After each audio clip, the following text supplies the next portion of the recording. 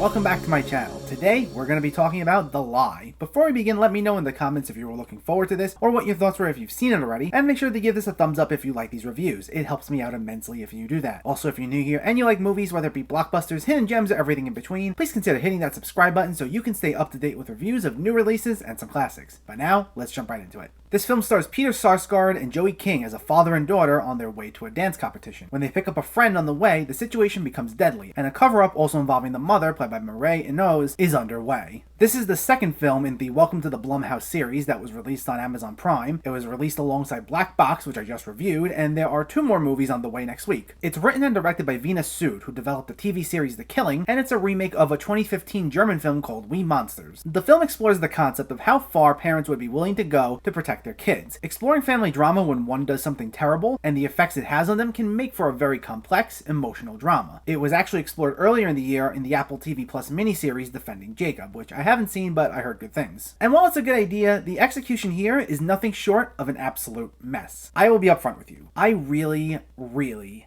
hated this movie. The choices these characters make are infuriating, and it leads to an absolutely joyless experience. You essentially have 2 stories going on. You have Sarsgaard and Enos covering up for Joey King, and in a separate story you have the missing friend's father, played by Kas Anvar, aggressively looking to find his daughter. The scenes with Anvar are kind of okay. The bleak feel and the storyline of a father really taking matters into his own hands to find his kid bears a lot of similarities to the movie Prisoners, which was a much better movie. Some scenes are decently acted, but I also didn't particularly care for the 2 detectives he deals with, who only have one mode, which is overly aggressive, and they're extremely hostile to literally everyone around them, and some of the things they say are actually very insulting. So they really brought down any sort of investment I had in the subplot. And while there were some okay things in that story, the scenes involving Sarsgaard, Enos, and King ruined anything remotely good about this movie for me. I get characters in the heat of the moment make a bad choice. I'm not saying it wouldn't happen. However, these characters seem to make every bad choice imaginable, and they just continue to dig themselves deeper and deeper into this hole. And it's not like there's so much going on, one thing after another, that they have to make impulsive decisions every single moment. This is presented as a meticulous, slow-burning thriller, where characters are sitting there and trying to think of what the best possible decision would be. But it seems to be whatever the worst possible decision they can make, they make, after sitting there and really thinking it through. And given what Sarsgaard and Enos do, I truly don't know how long they think they'd be able to go along with this when you have the father of the missing kid, along with 2 detectives actively putting the pieces of the puzzle together, with Sarsgaard and Enos being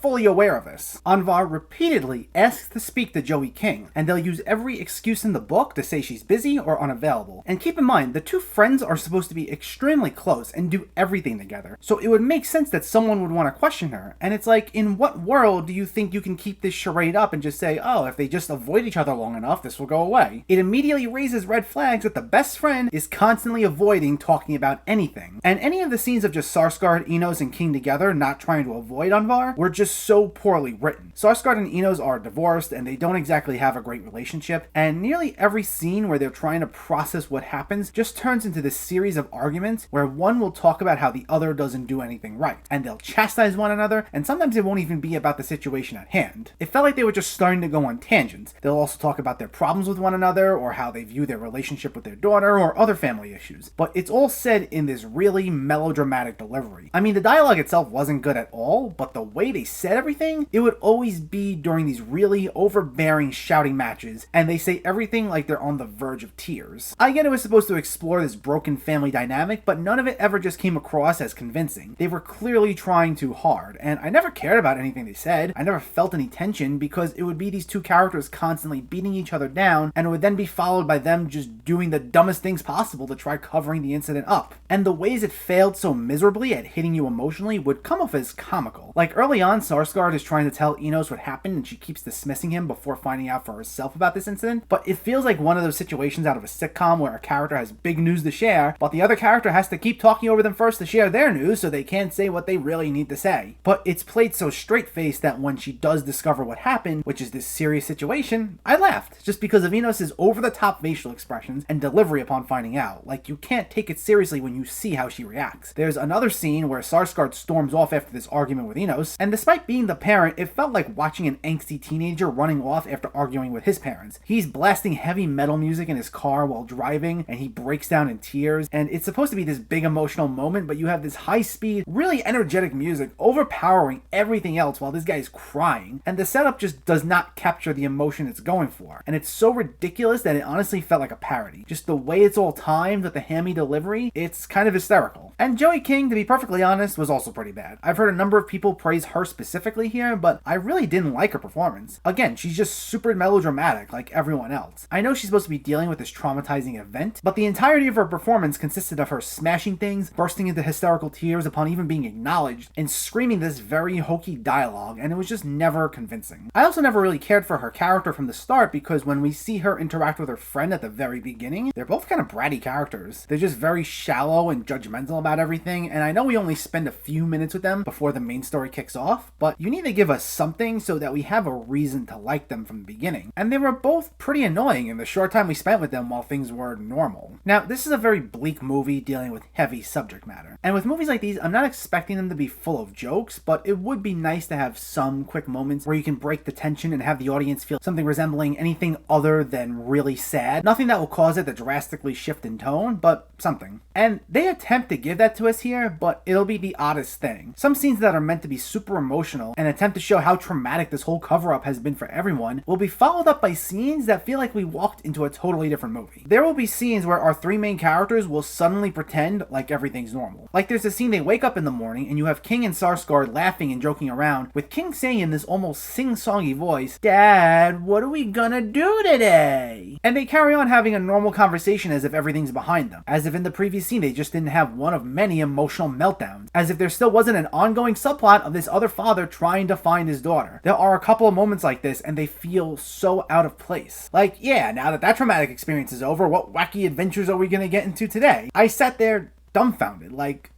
you can't be serious, right? Not only are these moments that attempt to make things seem normal totally irrelevant to the story, but they just invalidate everything that comes after it, because it's like, if these characters don't seem to care anymore, why should we care? You had this horrible thing that's still ongoing, and you're trying to pretend like it's no longer a concern, and you're the protagonist. So why should we care what happens to you now? Why should we still root for you in any way? Because you clearly have no empathy if this is what you're doing. Any sort of emotional investment we're supposed to have just goes right out the window, because they're no longer giving us a reason to even remotely like these characters. And these off-putting, irrelevant moments on top of these repetitive arguments, the hammy acting that never allowed us to take some of these scenes seriously, the poor choices, it just leads to a really dull experience more than anything. This movie's 2 hours and it drags. I time-checked around the 45-minute mark and I honestly thought I was over an hour in. It moves incredibly slow and I really started wishing for the end to get here as quick as possible. Though I will say, when we do get to the end, I won't spoil it, but it takes a turn. And that turn might just be one of the most insulting movie moments I've seen this year. For one thing, it's absolutely ludicrous. Secondly, if you happen to like these characters, you definitely won't like some of them by this point. And if you dislike them by now, you're gonna really hate some of them once we get to those last few minutes. It just makes everything feel like a massive waste of time. Two characters have this dumbfounded look on their face when this happens, and really, it just perfectly summed up not just how I felt, but probably how a lot of people will feel.